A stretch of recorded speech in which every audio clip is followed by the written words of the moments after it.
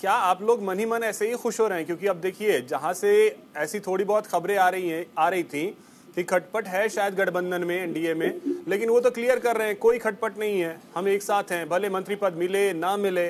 तो आप लोग अपने मन से ऐसे ही खुश हो रहे हैं क्या? देखिए, हमने तो कोई खुशी जाहिर नहीं की, ना ही हमने कोई ऐसी बात की कि इनकी पार्टी में मतभेद है, क्या मतभेद नहीं है।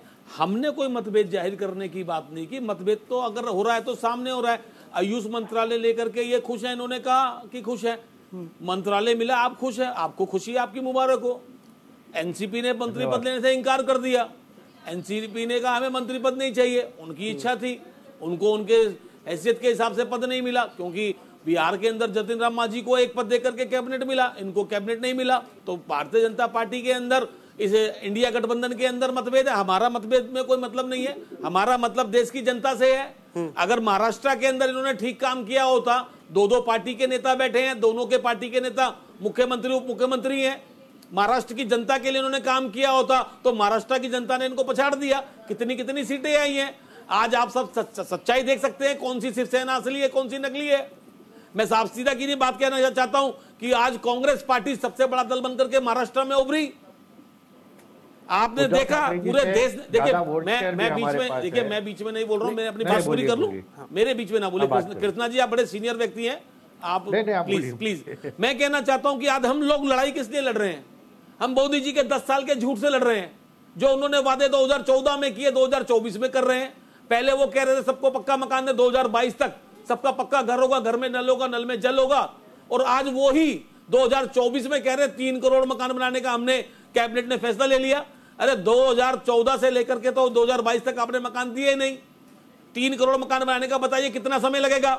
आपने पार्लियामेंट बनाया, आपने दिल्ली के अंदर बड़ी बड़ी इमारतें बनाने का काम किया जिन पे आपका ठप्पा लगना था।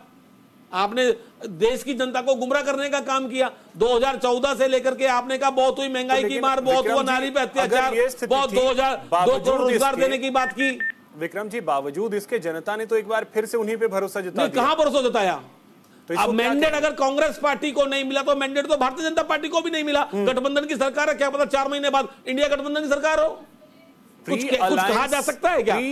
प्री पोल अलायंस जो है उससे तो बहुमत मिला। मैं आपको बताना चाहता हूं, वही था। मैं आपकी बात को आगे बढ़ाता हूं। आज प्रधानमंत्री जी पिछले लास्ट 2019 के चुनाव में 4.5 लाख वोट से ज्यादा से जीते थे, आप 1.5 लाख वोट से जीते हैं। कहां उन पर जनता ने विश्वास किया? अमेठी की नेत्री इतना बोल रही थी, उनको खटाखट बाहर करने का काम किया। आप देखिए देश के अंदर कितनी, आप अयोध्या में राम के नाम के सहारे चल रहे थे, अयोध्या से बाहर करने का काम किया। मैं आपसे कहना चाहता हूं, भारतीय जनता पार्टी का तो यही काम, आगे कुर्सी पीछे राम। मैं आपको बताना चाहता हूं, जिस प्रकार से आज देश के अंदर बहुत सारे मुद्दे हैं, उन मुद्दों की बात होनी चाहिए। पार्लियामेंट के अंदर नई पंचायत का गठन हुआ है, उस पंचायत के अंदर देश के महिलाओं की सुरक्षा की बात होनी चाहिए। ब्रजभूषण शरण जैसे, अमित मालवीय जैसे लोगों के ऊपर कार्रवाई होनी चाहिए, बातें नहीं होनी चाहिए। प्रधानमंत्री जी कल पीएमओ गए, कह रहे थे कि मैंने देश की सेवा के लिए जन्म लिया है, पर कभी कहते हैं जन्म लिया और कभी कहते हैं मैं तो बायोलॉजिकल हूं।